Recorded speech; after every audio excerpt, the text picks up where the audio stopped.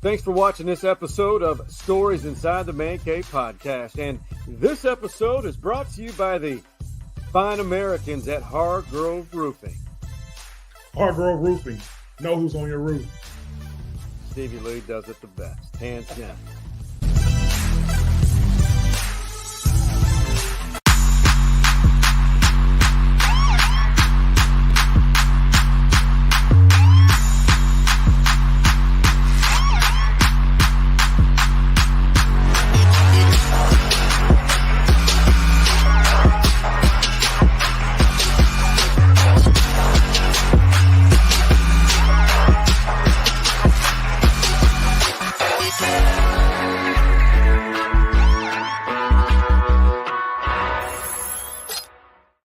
Well, happy Sunday to you. Stevie, he's his own normal self, but he's not. I think he has some new additions or a cleaned up shoulder, so to speak. How do we describe, since we last talked 2 weeks ago, just a FYI to the viewer and listener, Stevie's had some issues, as we all do as we get older, and you played a physical position, the defensive line, where you're banging shoulders all the time. What did you have done to your shoulder? Because for someone who's just a few days removed from the OR, you look pretty damn good. I appreciate it, man. I had a friend tell me that Horseshoe Bay jet skis did to me what football couldn't do to me. So I got a repaired rotator cuff. Just repaired, 5 days ago. Wow. I'm hopped up on a little bit of painkillers, but I'm winging off of them, so I'm happy about that. I never want to be on those things. So I'm feeling really good now. Follow up with the doctor this week, but he felt like the surgery went very, very well. He said that it's fixed, but it's not healed. So I got to wait till it heals and start my rehab, man. But it's a tough surgery, man, or a tough recovery, because that first day after surgery was painful.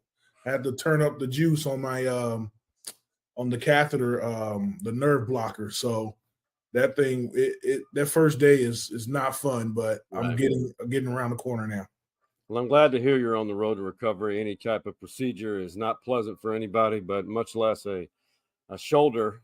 But you're going to be back just in time, I would assume, for the summer activities.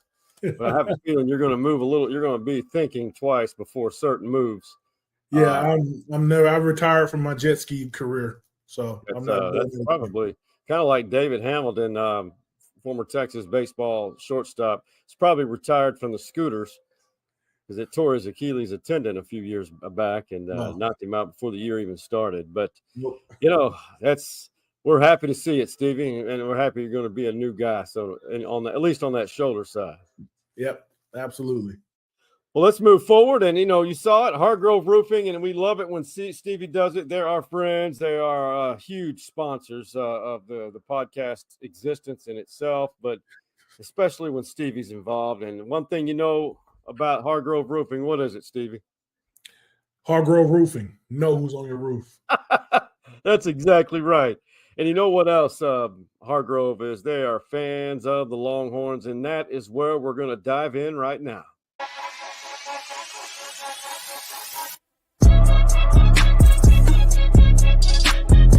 For Manning today. Going deep, has a receiver open. It's Isaiah Bond off to the races. Touchdown, Bond.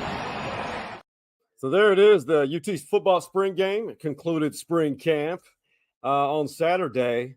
It was known before that Arch Manning was going to receive a lot of snaps in that spring game, and to see his development hooked up with the transfer receiver, Isaiah Bond, it was good to see that. But as far as offensively, let's start on that side of the ball.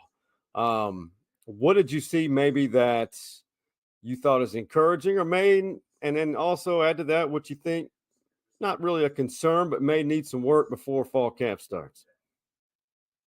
Okay, let's start with the positive. For me, man, everything was pretty positive. Good. So we lost some big time receivers, right?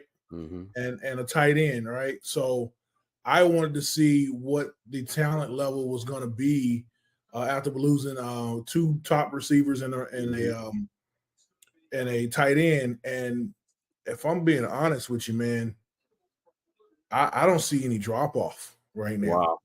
Oh, those kids, Isaiah Bond, you see him go deep like Worthy could do. And then you got a couple of other receivers that play like Adonai Mitchell. So in my mind, we may have lost 2, but we may have gained 4. You know what I mean? So we got some good receivers across the board. The whole receiver room is still good, you know. So I think that part of the offense is doing well. We already had good running backs, and the surprise to me is we got 2 really good quarterbacks that could play right now, but we got a third, the freshman, that's balling as well. All right, so the future on offense looks very, very bright, and when you have athletes like we do right now and a offensive genius mind in our head coach, I see that the future's pretty bright right now on offense. It's a good take. You know, I saw most of it. Didn't see all of it. Had a busy day on Saturday, but I made sure to watch and try to evaluate from an objective point of view. Was that not objective? Was I not being objective? Oh, no. That was objective. I was trying to be objective. What do you tell those in a short response to those who say there may be a quarterback controversy between Manning and Ewers? Yeah, see, I don't see that, man, right now. Now, if we get into the season and Ewers, for me, always had the problem with the deep ball. Right. But he just hit Isaiah Bond in stride, right? So that could be something that we worked on in the offseason or working on in the spring and in spring or in camp. And he does that better, then there's no question he's our QB1 if he can stay healthy throughout the whole season.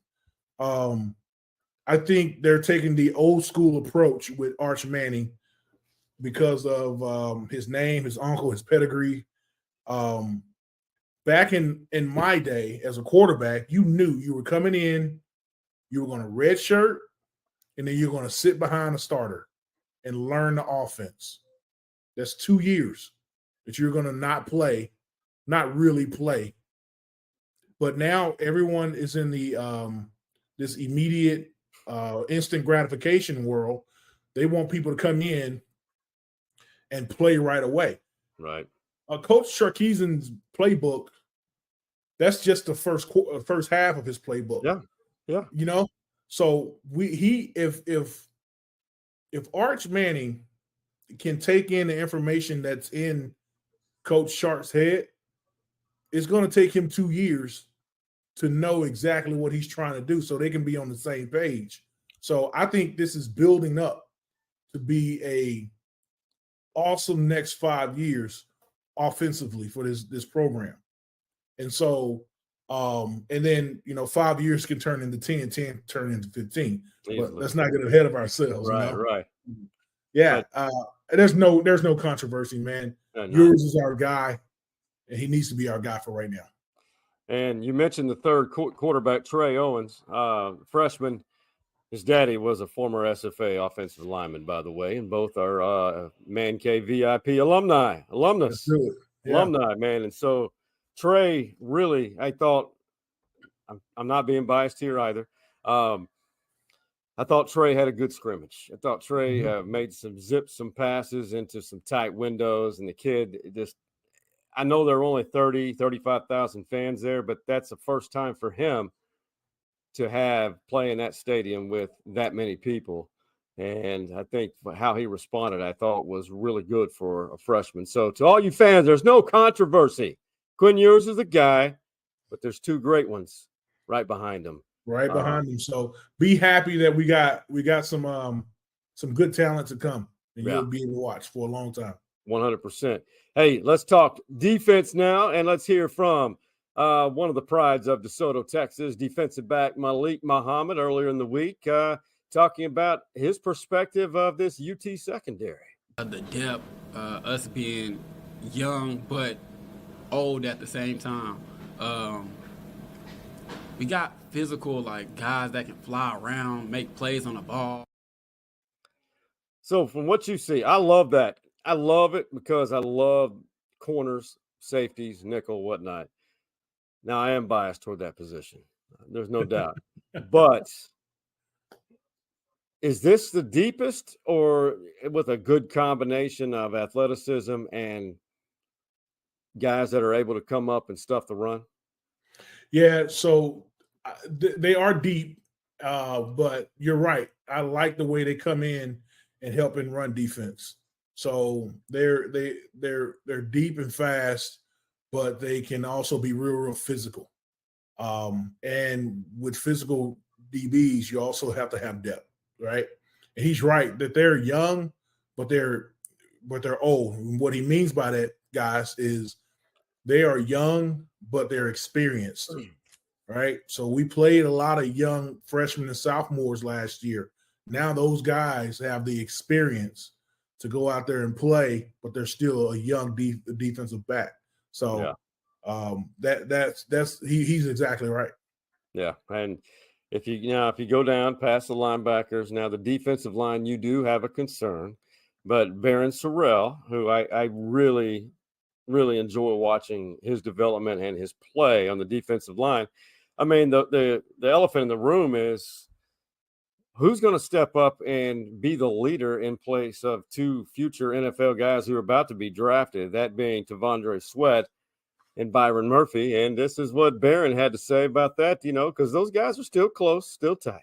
Yeah, definitely miss my guys, man. But it's been good still. They set a new standard. We set a new standard together last year. So that's the standard we're playing to, and that's the standard I'm going to hold everybody to on the defensive line. So you're a defensive lineman, fellow defensive lineman. You were in the interior. When you hear that, what is he trying to say? Or what did you see that was really, truly truth-telling about the front on the defense? So, I went to practice and I thought that we were a little bit open on our defensive line. But watching them play in the spring game, they're developing still. Right. We might still need to hit the portal for some depth this off season. But I don't know, man. The D-line having two leaders leading like that, but if those leaders led like they're supposed to, new leaders was just pop right in. Yeah. And be a leader on that defensive line, and we also got to remember we lost a future Hall of Fame coach on D-line, right? He's top-notch recruiter, top-notch defensive tackles coach. I'm talking about Bo Jackson. I meant Bo Jackson. Bo Davis. They went to LSU. So he's been replaced, and now we got to replace two All-Americans at defensive line. But I think it can be done because of leadership that we had last year. So, but that's our uphill battle. If there was anything negative that came out of this spring ball, was we got to work at the defensive tackles position. That's fair. And, there will be a lot of talk about the defensive line because that may be the part that we're talking about where they need to fill the holes. And one of which I think is going to help, and that's Alfred Collins. And this is how he began the orange and white game when Ewers, one of his full first few snaps of that game. Win with the play action fake. That one batted and intercepted by Alfred Collins. The big man taking it to the house. I think everything happens for a reason, and the people that were above me, I really looked up to them, the way they went about things, the way they worked. And now, it's my turn, and I'm excited. So he's been around a while, fifth year from Cedar Creek High School in the Bastrop Independent School District. a guy that was highly recruited. He showed signs, showed flashes throughout his career, and there were some times he put it together last year. Obviously, a Longhorn legacy. His mother, Benita Pollard, was a really good basketball player for Jody Conrad and the women's basketball program. But Alfred, great awareness play. That's a defensive line, a dream to happen in the scrimmage. But what is your take on him and his role and maybe his development as well? Well, what he said in his interview just now spoke to the leadership we were already talking about. He saw how they work and how they put it together, and so he's wanting to do the same thing. So, but yeah, he has to come along and develop and be that leader. He's the 5th year, been around for a while, and like you said, he's a legacy. And so, being a Longhorn, learning teaching the younger kids how to be a Longhorn, how to be a defensive tackle, a Longhorn defensive tackle, which is special, So I see you. Yeah, which is special. So it's him being a leader and also leading by example. When you lead by example, you can take your game to a whole nother level. And so this offseason is going to be really, really important for that defensive line room, for the defensive line's coach, for the defensive coordinator to game plan around these guys. So I feel optimistic. That was the only negative part about the defense for me was defensive line. We have to replace those big shoes.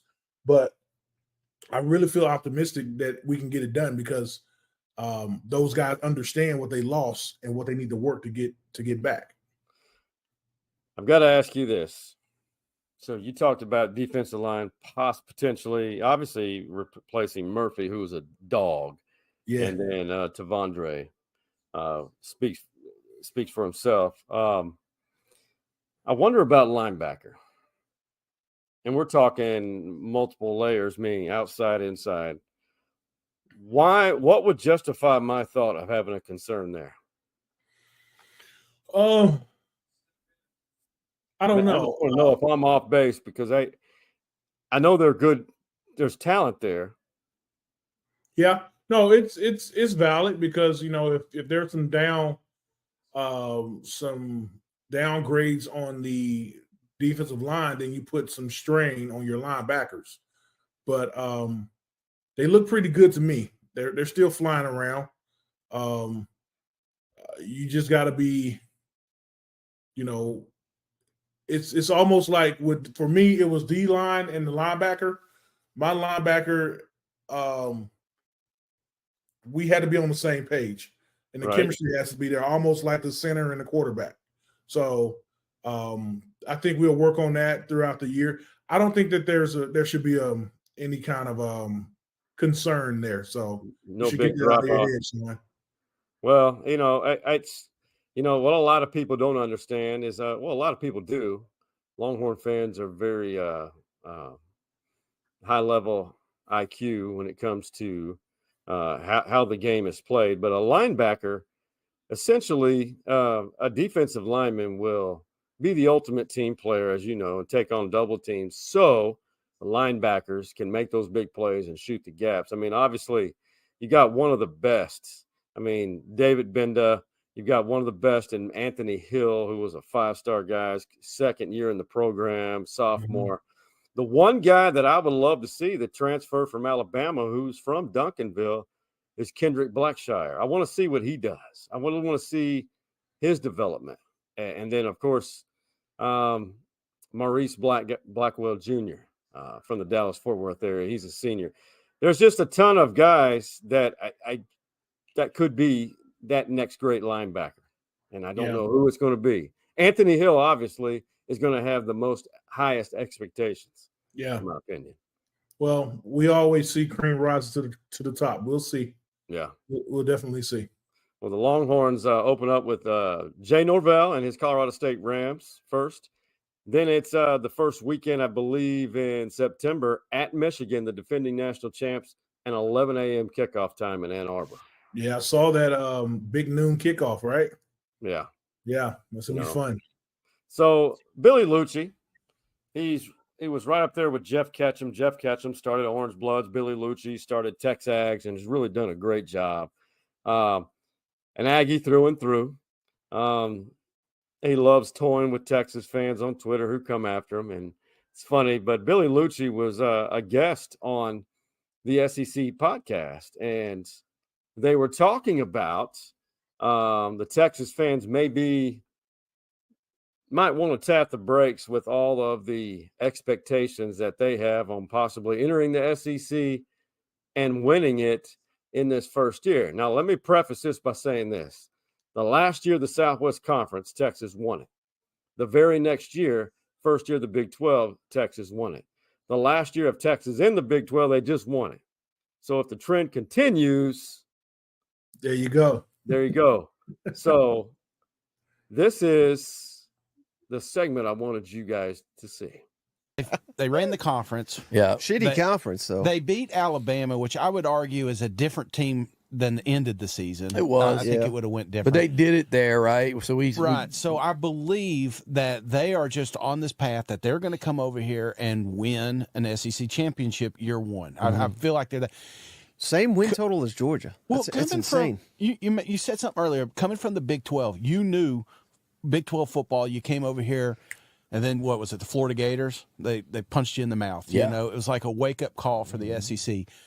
How many games in before Texas realizes that this water's a little deeper than I thought? If Jim Harbaugh had stayed up there, it may have been 2 games in a Big Ten team in Michigan, but. I mean, okay, all right. I you mean, know, some people get paid to be haters. You know. Well, and he does it to trigger Texas fans. I mean, Billy Lucci's a great business mind. We need to have him on here with us. You know. Yeah. Well, and so a lot of people think that, you know, and we had our friend Danny on, which I saw him on an airplane when I was going up to Chicago. What did y'all have to say? Danny? Yeah. Oh, he did nothing. He just shook my hand, and he was heading to the back of the plane. So I wanted to wait afterwards. No, we didn't get to talk much, but so Danny said the same thing. Remember, he said, you know, we're going to get a rude awakening once we hit the big the SEC, and so I don't think that people understand. They think that we are going to the SEC thinking that we're going to be good in SEC by doing the same old thing.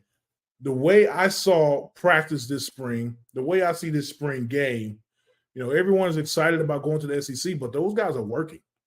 Yeah, they're actually putting in the work right now. So we'll see how it works out in the SEC. And I think the water is a little bit deeper than we think. Of course it is. Of course, yeah. It is. But I think that Texas can hold its own. And people want to discount that Alabama game, going into Alabama, beating them, breaking their 31-game home winning streak. That's not easy. And they want to discount that and say, oh, well, Alabama was a different team at the end of the year. Well, you know, Texas was a different team at the end of the year as well. You know what I mean? So if you're going to give Alabama the growth, you got to give us the growth as well. So we are still growing. Those kids are out there working their tails off. And the coaches are coaching their tails off. So it's going to be fine. You heard it here first. Stevie Lee, the confidence level is just. I will say this. If there is a year, I think they're built to do this.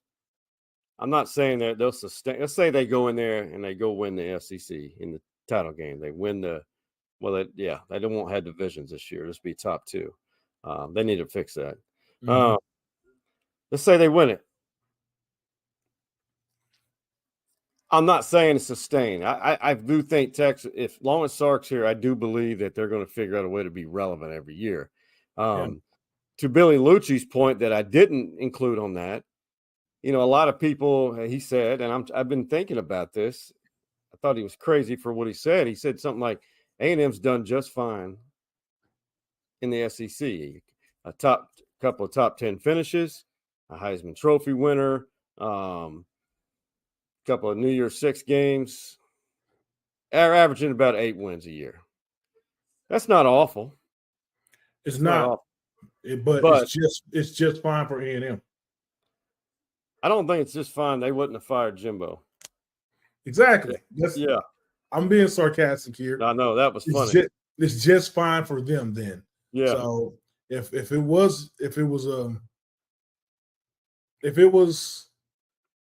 just fine, you're right. They would not have fired Jimbo and sent him away with what, $75 million. You know what I mean? Oh, he can do whatever he wants. He needs to be managing real estate right now. Playing a lot of golf and running up a lot of built bar tabs at high-end steakhouses. Right? Yeah. Absolutely. Hey, big shout out to one of our buddies and a Man Cave former VIP guest, Jackson Jeffcoat. He went to Plano West High School, and this is one of the highest honors I think anyone can receive when you're inducted into your high school's Hall of Honor or Hall of Fame. This one's at the Plano ISD Hall of Honor. Jeffcoat cleaned up. Look at that. New hairdo. Like it. Clean, sharp. He's just a fine American, a fine human being, and a good Longhorn, so to speak. Yeah, he is. Yeah, absolutely, man. Good guy. Great human being. Good human being. You can tell that they thought the same of him. And shout out to Jackson. Had a few moments in the NFL. Honestly, had a sack against the Cowboys as a Redskin, but really made a name for himself in the Canadian Football League, winning 2 Grey Cup. That's their championship, and had a great career. And it's he's called it quits. He's done with football, and he's back here in the Austin area. So, yeah, shout out to Jackson. No question. Good job, Jeffcoat. Yeah, great job, man. He's done well. It's NFL draft week, and there are, for the first time in a long time, I don't remember this many Longhorns who are probably going to get drafted on the first 2 days. And quite a few even more when you really think about how many could be drafted total. Yeah. I mean, who's the first to go in your opinion? Which Longhorn? Oh, man. Golly. It's hard to say because it depends on what the teams need, but right, you cannot coach 4.2 40, right? So Worthy, you can't coach the size of Adonai Mitchell and his speed, right? You cannot coach the strength and speed of Tavondre. Yeah. But you can't also coach up a guy like Byron Murphy. He has the mechanics to do both, run, stop, and get after a quarterback. So it's a toss up to me actually. Now, the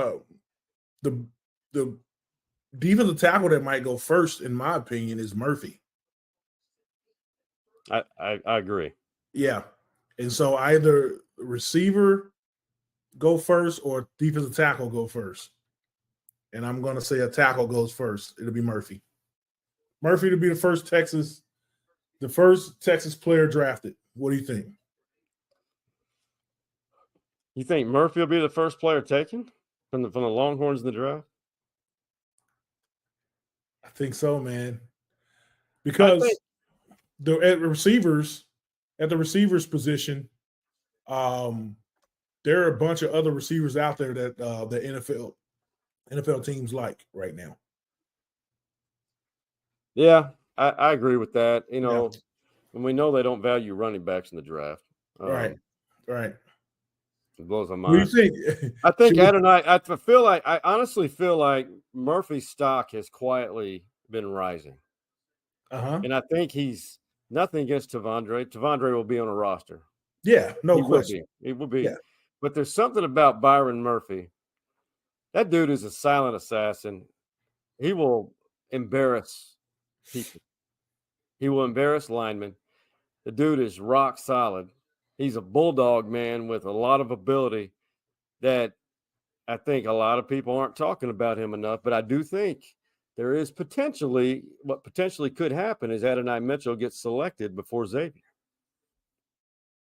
Ooh. but they'll be in the same area. But Yeah. it goes to what team their needs. Yeah, exactly. I mean, Xavier is more than likely going to be a really good NFL football player. He's going to be an asset to whoever gives him an opportunity early on. I think Jalen Ford is going to be one of those guys, 3rd or 4th round. Jatavian Sanders, day 2 pick. Yeah. Christian Jones. I mean, I think he's really helped himself. That's true. But I still think it's a defensive tackle. No? What are you thinking? That's selected first. I'm going with Murphy, man. I like him. That's what I'm trying to say. You going with Murphy? I'm going with Murphy. I thought you were going to go with Adonai. I think he'll be the first receiver. The first receiver taken. Selected. Yeah. Okay. And the wild card is Jay Brooks. He's still listed. Mm-hmm. Last check, number 1 available running back in this draft.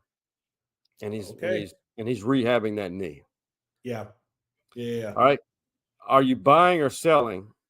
The Cowboys are going to surprise a lot of people in this draft and trade away assets to get some build their team.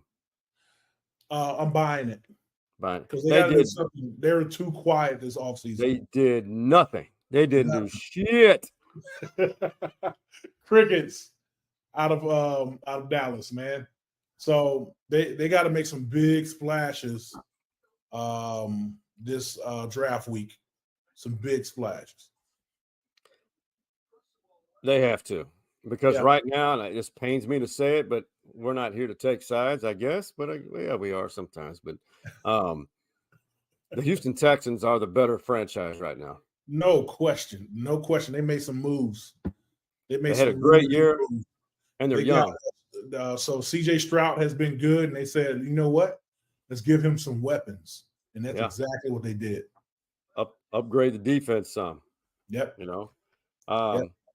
So before we take a break, I love pictures, I love stories, and that's going to give a quick shout out. We're all about nonprofit. We're all about all of our charitable organizations anywhere in the country. But I've got to give a shout out to Partnerships for Children. They were crazy. They asked me to MC their event, and I obliged. I've done some volunteer work with them, and this was at I forgot the name of the facility, the Women's Federation Mansion on the UT camp, just west of UT. Oh yeah, I'm from Austin. I left forever, but came back. I had no idea what that was. I thought it was a sorority house. It was all this time.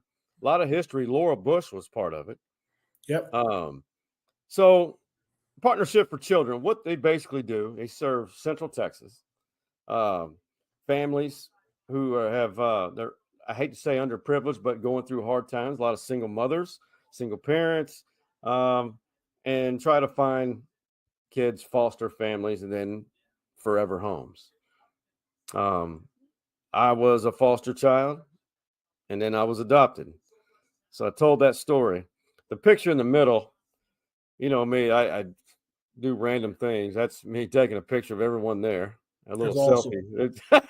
There's Norman and let's see, DJ. We got Goodwin right there on the bottom left, Marquise Goodwin. And you've got all these guys that are in these photos that are in the other table. DJ's foundation was the title sponsor, along with some other generous companies. But to the left there, that's Peter Pudgy, who played for Texas. He had his career ended shortly because of a heart condition, I believe. And then there's David Benda right there, who's a number 33 currently. And then we got our guy, Jay Tuck, who had a really good year as a linebacker. I think it was 2 years ago, transferred in. And then there's our guy, Norman. And then the Doug Young, the owner of Cover 3. There you go. They're big to do and involved with Partnership for Children. And I think they raised over $200,000 last night. That's awesome. And it's a great Great organization. We have a lot of those in Austin. That's one thing about Austin, Stevie. How would you describe the generosity and the Austin's reception to nonprofits that help children, inner city children, and whatnot? I think it's second to none. I think there are a lot of organizations out there. I've I've went to another event that you emceed, the RBI. Oh yeah, yeah. and then having CDC Chris Del Conte one day was the keynote speaker for the Boys and Girls Club here in Austin. And I've gone to those events. So there's a lot of passion in here in the Austin area for underprivileged kids within academics and athletics. So everyone around Austin, keep up the good work. Keep pouring your resources into the youth, man, really, because they are our future. They'll be taking care of us after a while. 100%. And everyone deserves a chance. No question. They can't, children, they didn't control what they enter the world in, and some things just happen that way. Yeah. We're going to take a quick break. On the other side, in case you weren't aware, there's a team that is the youngest number 1 seed ever in NBA history. Youngest number 1 seed. Give you a hint, it's north of here, and I fell in love with the place, and I did something I wasn't supposed to do when I was in the media, and that's fall in love with the team, and I did, and I still have a passion for them. Then we're going to talk Texas baseball and a reporter who made an ass out of himself asking a highly drafted WNBA talent a stupid question. Wow.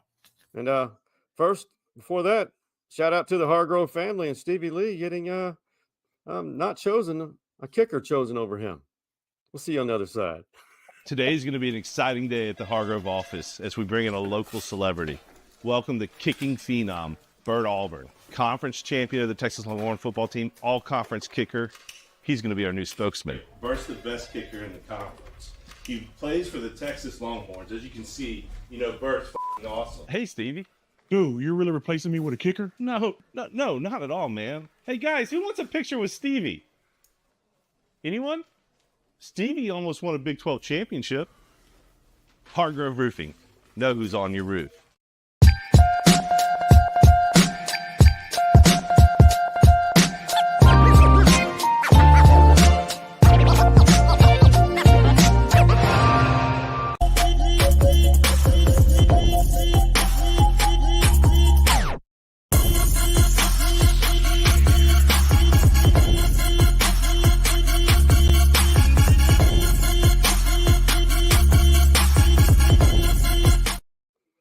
Hey, I had to pull out the OKC Thunder shirt for that.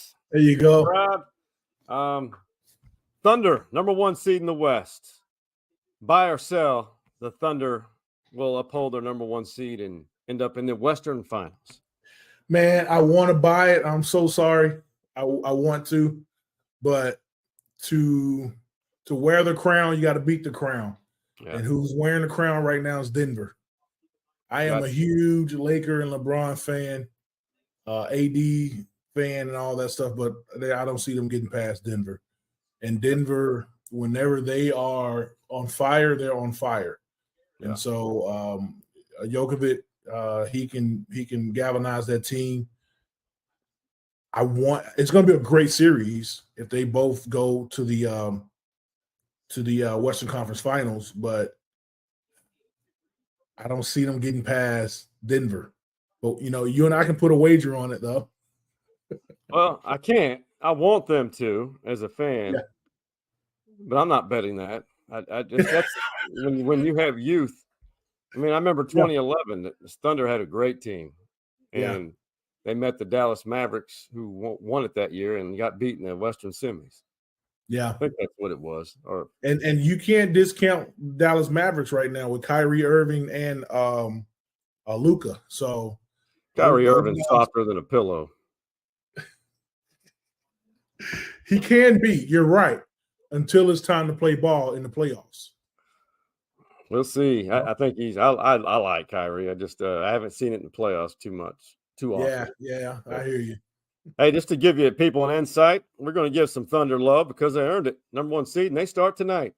They're game 1 in the Western first round, Western Conference first round. But this is Nick Gallo. He started when I was there. And so the Thunder have this thing called the Thunder Bark.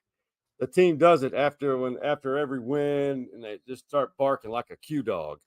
And it's so funny. So they got Nick. And Nick Gallo, if you're watching, man, much love, buddy. A lot of loyalty here.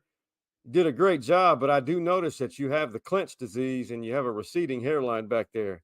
But I'm proud of you. Go ahead, Bart.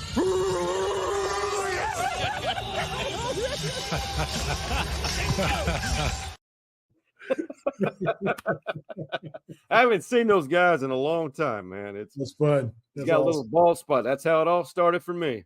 That's how it all starts. Embrace it. Yeah. So, Stevie, Greg Doyle, good writer for the Indy Star. He has a tendency sometimes to trigger some people on Twitter. Well, Caitlin Clark, who done wonders for the game of women's college basketball, selected by the Indiana Fever. Okay. Well, this is what Greg Doyle asked her. And listen, if the volume's kind of low, I apologize. This is what he asked her. And they were talking about, Caitlin does this, the love sign, hand sign. Oh. How'd this happen? We'll do it again. It's a new effect. You do it. Well, I can't. I don't know if I can. My arm. Oh, that's right. Well, that was weird. Well, this is what Greg Doyle asked Caitlin at her introductory press conference, and I want you to tell me if it's a little cringy. Okay. Hi, Caitlin. Greg Doyle, Indy Star. Real quick, let me do this. You like that? I like that you're here. I like that you're here. I do that at my family after every game, so. Okay, well, let's start doing it to me, and we'll get along just fine. So, question is. I don't know, man. Sometimes reporters just need to be a reporter, not try to be funny. Coach Brown always said when you start to get cute with the media is when you start to get in trouble. So he tried to get cute with her, So I don't think he was trying to be malice about it, but yeah, it was just cringy. You're right. It's cringy. Trying to make a joke. Did not like it. He was a fanboy. Yeah, exactly. Didn't like it. He has since issued an apology to her and the entire cyber world. It's okay.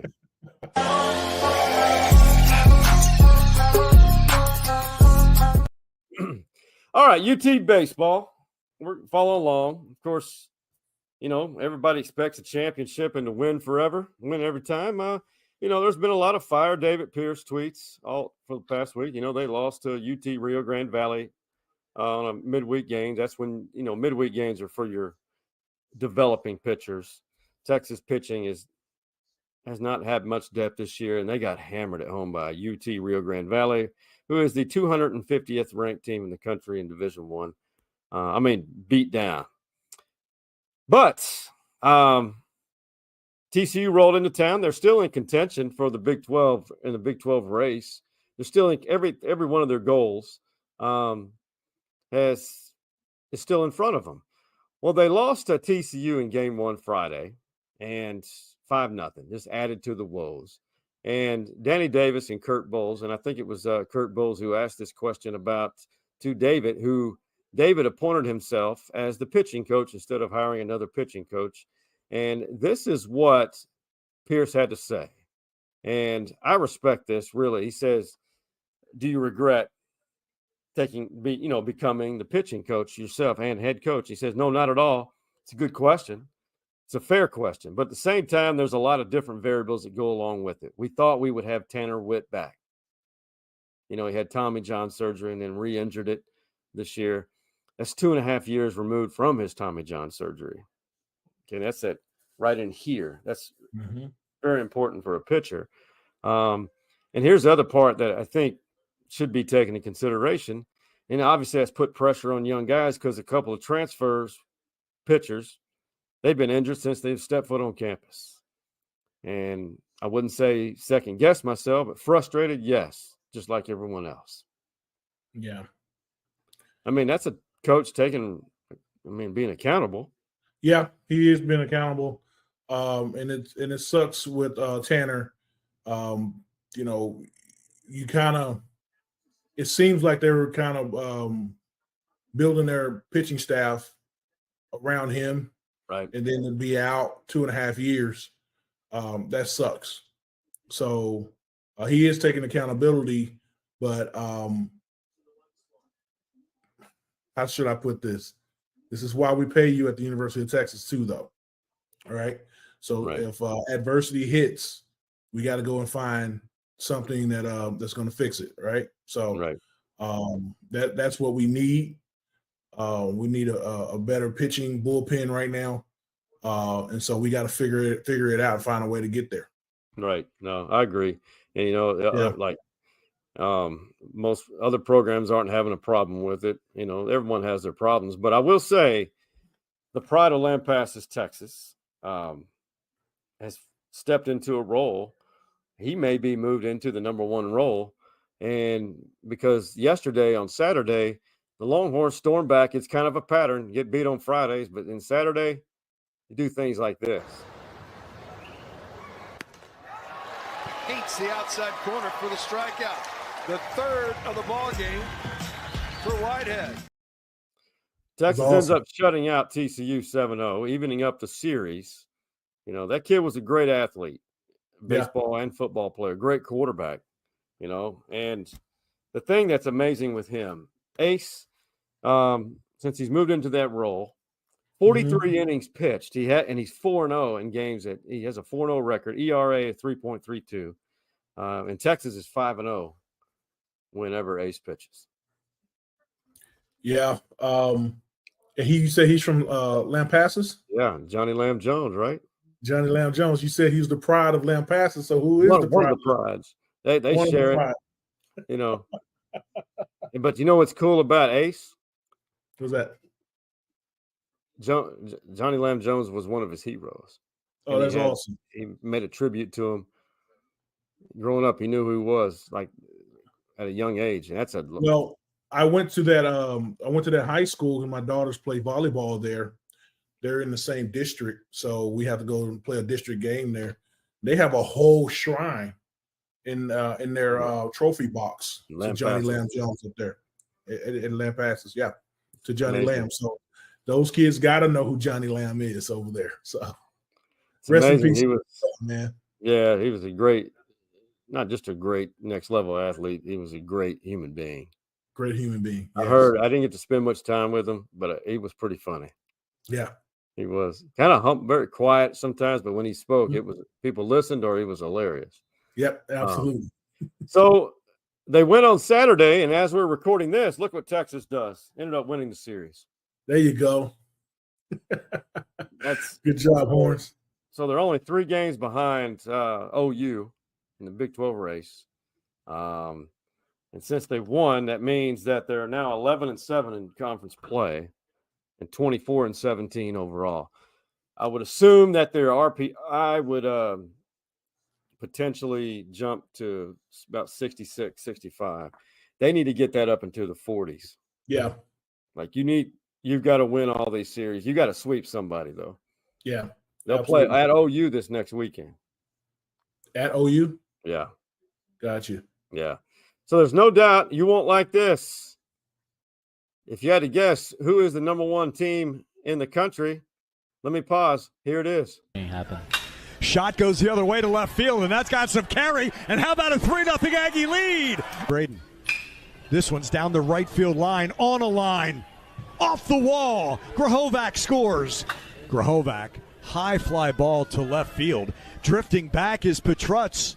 He's at the wall, and Gavin Grahovac sails a 2-run home run to left. Oh, Braden into center field. McCants going back. McCants at the wall.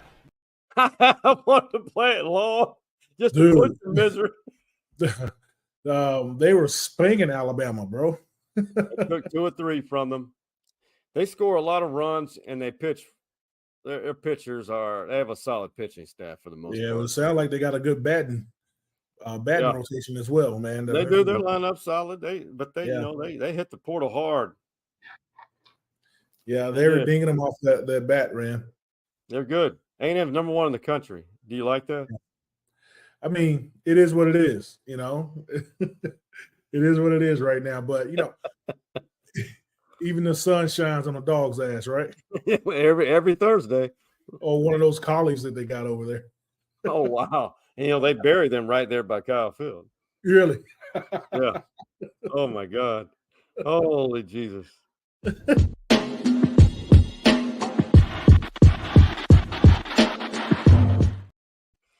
Stevie and his lovely wife, Summer, they see a lot of things, get to experience a lot of things, and, you know, we all do. But in 120 seconds or less, what's your pro tip in the Austin area for people to experience?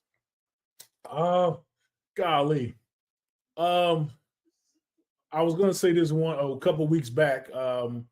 There's these boats that you get out on Lake Austin and watch the bats come out from underneath the bridge. Oh, Town Lake? Town Lake? Town Lake. Okay. Yeah. And you can watch it from the bottom of the bridge. And it's pretty cool as the sun is setting and the bats are coming out and you're actually on the water. And it's pretty neat, man. And so a lot of tourists and locals are out there on the water. There are people on the bridge up there watching it, but then if you're down on the water, it's kind of a different experience. Pro tip, go do that one of these days, man. That was fun. And go get a drink afterwards, a cocktail.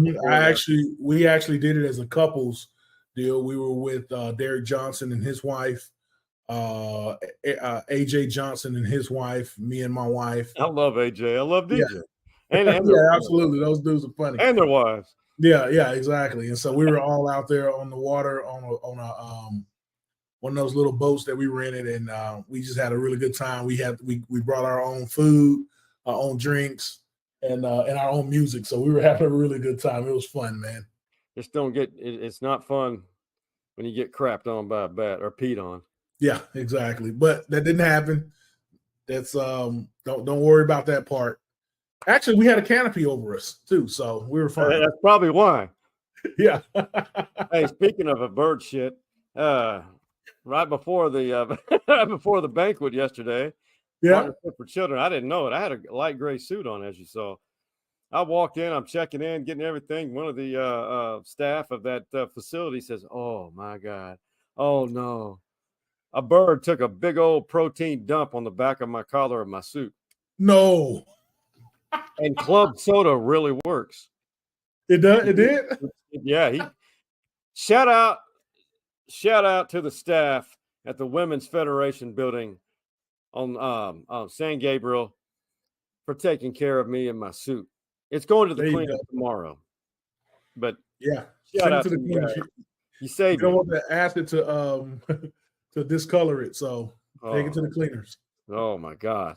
Hey, Tik Tokking of the week involves a couple of young people telling jokes. They're younger than us, so that means they're younger. But this is pretty funny when the lady in the room fires back. What's the difference between a fridge and a butthole? What? A fridge doesn't fart when you pull the meat out. Oh my God!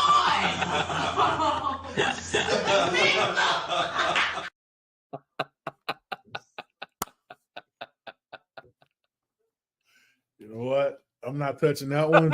I'm not going there. Hey, man, tell me something good. Stevie Lee, it's a beautiful Sunday. As you can tell, the hoodie's on.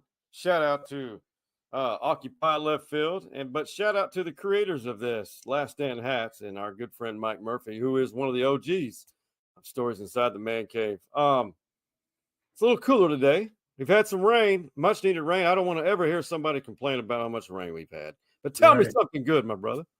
Well, the rain is gone for a little bit right now, and it's going to be a nice sunny week. So get out, get some vitamin D on your skin. It's going to be a good week. That's my something good, man. Make it a good week. I got this sling on my shoulder, but I'm ready to get back to work. Ready to start moving and shaking and making some deals. So make it a good week, man. that's something good, that you're around, you're out and about. It's going to be a beautiful week. Make it a good week, man. I love that, man. That's always positive because he's a positive guy, and that's great. That's I'm a positive guy. Tell you something good at Partnership for Children. What we went through, the reaction I had. Our buddy Norman, he was right there in front of him, and I just knew if I looked at him, I was going to start laughing when I was up on that podium. But I'll tell you something good. Well, there are so many people, including ourselves, you donate to or want to help or donate to causes, but yet you really don't know someone who has experienced what that cause is for. Well, I told my story as raw as possible. That I was born on my birth date, and I was born out of wedlock, or created out of wedlock, which is fine. It happens. There's no judgment, and that I was in 2 foster homes and then adopted and by my wonderful parents, Joe and David. David and Linda Clinch, and then I had a great adopted life. And then my mom passes, and now I'm new opportunities with my biological family that I'm connecting with now. But the amount of people who came up, made it out of their way to shake my hand and say that was so authentic, and to say how real it made it.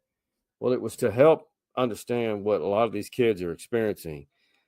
The authenticity of those who came up to me. I want to thank you because you truly want to understand, and you were listening, and there was a great group, everyone there, phenomenal.